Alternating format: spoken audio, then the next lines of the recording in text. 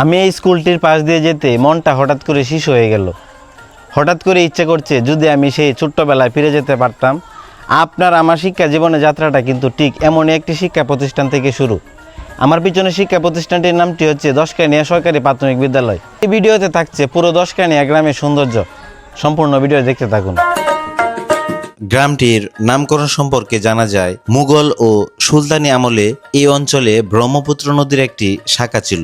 নদীটির এই পার থেকে ওই পারে যেতে তখনকার সময় মাঝিকে দিতে হতো 10 কাহন। ধারণা করা হয় এই প্রাচীন মুদ্রা কাহন থেকে এই গ্রামটির নামকরণ করা হয় 10 কাহনিয়া। এই 10 কাহনিয়া গ্রামে বসবাস করেন প্রায় 3000 মানুষ। গ্রাম মানেই সবুজ মাঠ, পাখির ডাক আর মাটির গন্ধে ভরপুর এক টুকরো স্বর্গ।